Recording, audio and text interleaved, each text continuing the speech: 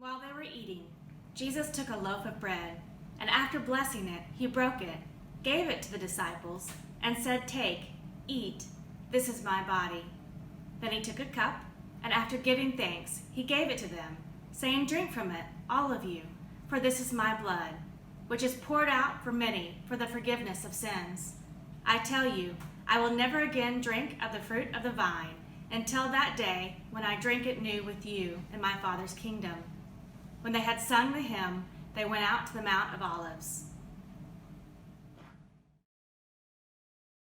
They came to a place called Gethsemane, and Jesus said to his disciples, "Sit here while I pray." He took Peter, James, and John with him. Distress and anguish came over him, and he said to them, "The sorrow in my heart is so great that it almost crushes me.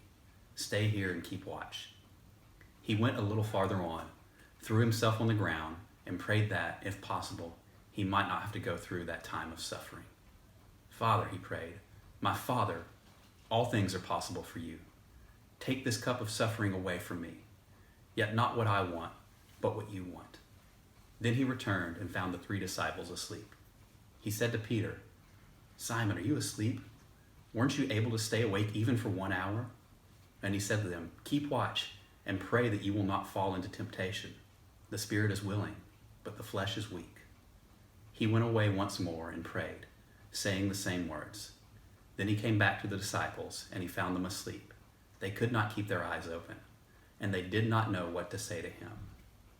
When he came back the 3rd time, he said to them, "Are you still sleeping and resting?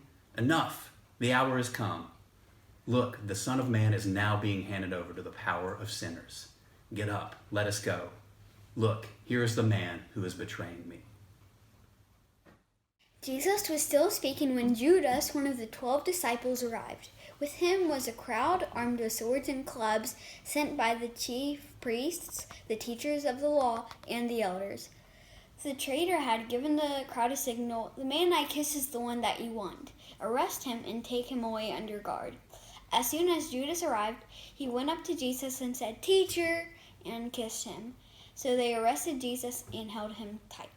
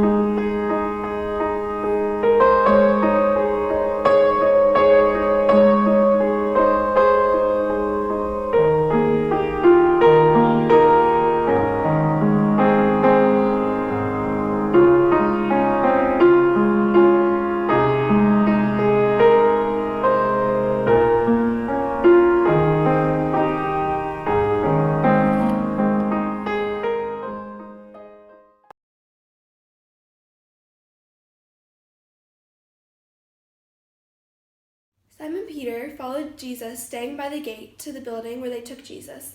A girl at the gate said to Peter, "Aren't you also one of the disciples of that man?" "No, I am not," answered Peter.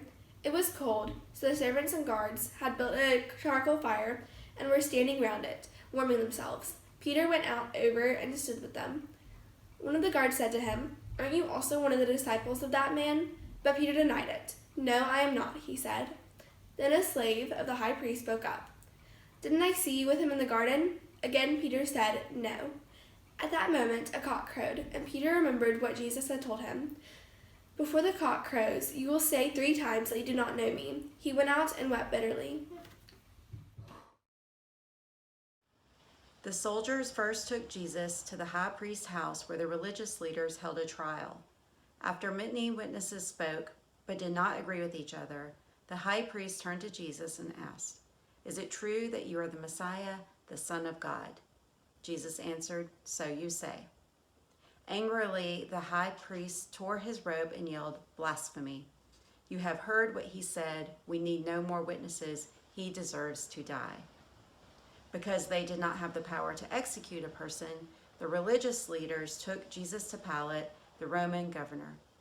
After questioning Jesus, Pilate decided that he did not deserve to die. Because he wanted to save Jesus, he offered the crowd a choice. "Every year at Passover," he said, "I release one prisoner. This year I can release Barabbas, the murderer, or Jesus. Which would you prefer?" He made this offer because he was sure they would choose Jesus. But he was wrong. At the urging of their leaders, the crowd shouted for Barabbas. Pilate was surprised. "What then shall I do with Jesus?" he asked. "Crucify him," they yelled. "Crucify him, crucify him," they yelled over and over. Pilate shrugged. He called for a bowl of water and a towel and washed his hands in front of the whole crowd. "I am not responsible for this man's death," he said as he dried his hands with the towel. Then he gave orders for Barabbas to be released and for Jesus to be whipped and crucified. The soldiers took Jesus to their barracks. They put a royal robe on him and mashed a crown of thorns onto his head. They bowed before him and taunted him, "Hail, King of the Jews." When they grew tired of this game, they led him out to be executed. The soldiers took Jesus to a hill just outside of Jerusalem to crucify him. They nailed his hands and feet to a wooden cross, then lifted the cross upright into a hole in the ground. Above his head, they nailed a sign that said, "Jesus of Nazareth, King of the Jews." 2 robbers were crucified with Jesus. By 9 o'clock in the morning, the soldiers had done their job and sat down to wait for the prisoners to die. While they waited, they threw dice for Jesus' coat. The religious leaders came to jeer at Jesus. If you are God's son, let's see you save yourself now." Jesus looked down at this and said, "Father, forgive them. They do not know what they are doing." One of the robbers joined the crowd, taunting Jesus. "If you are God's son, save yourself and save us too." But the other robber defended Jesus. "Be quiet. We deserve what we are getting. Jesus does not."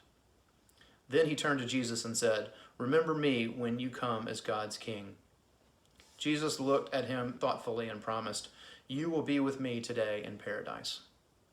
At noon, a deep darkness fell across the land and lasted until 3 o'clock. At that time, Jesus cried out, "It is finished." Then a few minutes later, "Into your hands I put my spirit." And his head fell lifeless on his chest.